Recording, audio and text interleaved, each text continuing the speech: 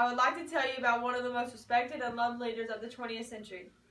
This man personified the peaceful and rapid transition of power in South Africa that many people thought was impossible. With his commitment and sacrifices, he helped the country come together as one. His name is Nelson Mandela. Mandela was born on July 18, 1918. He was the first in his family to earn a formal education at a local missionary school.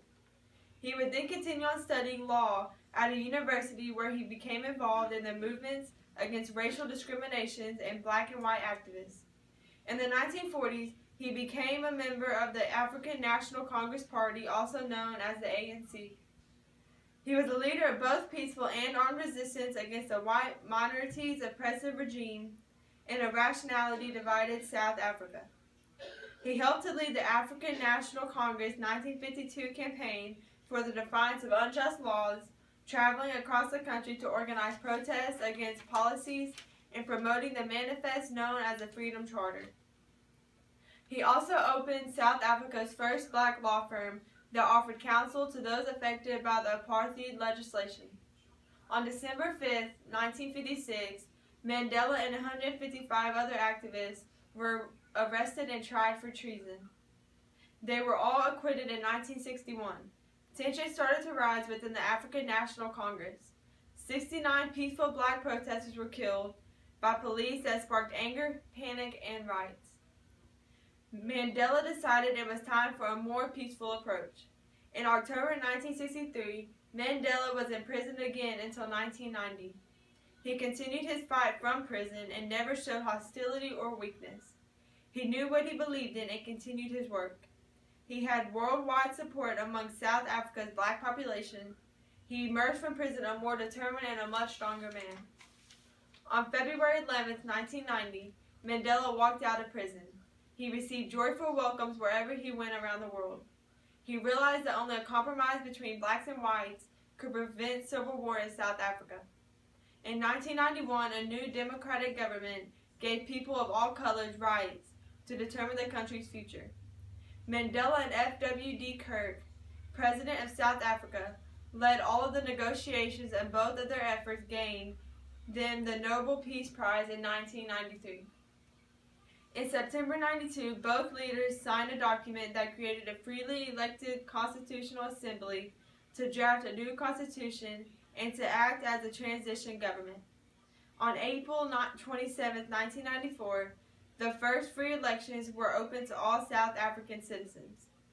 The ANC won over 62% of the popular vote, and Nelson Mandela would be the next elected president. At the age of 75, Mandela was now able to do what he had been so determined to do all of these years, bring peace and rights to all citizens of South Africa. Mandela worked to his country to build up its economy. He was successful at doing this. This helped him lead the transition to democracy. He established the Truth and Reconciliation Commission to investigate human rights and political violations committed by both supporters and opponents of apartheid between 1960 and 1994. He helped to improve the living standards of South Africa's black population. In 1996, Mandela proceeded over the enactment of a new South African constitution, which made a strong central government based on majority rule and prohibited discrimination against minorities, including whites.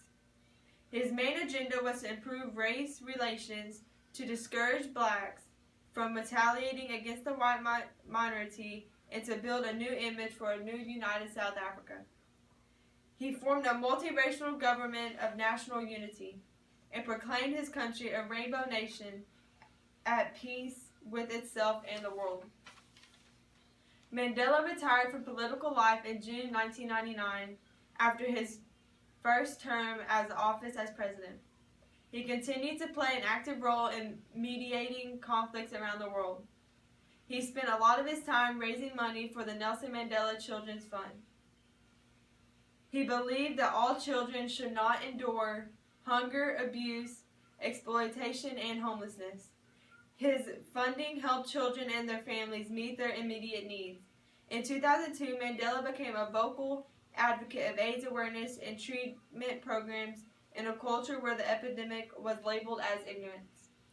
The disease affected more people in South Africa than anywhere else. He urged people to talk about this disease. He vigorously took on critics and spoke courageously about AIDS and the importance of the use of the best science and knowledge to defeat it. Nelson Mandela died on December 5th, 2013.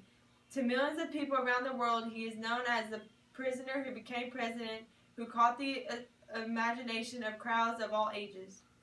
He is still considered a hero and an icon to many around the world.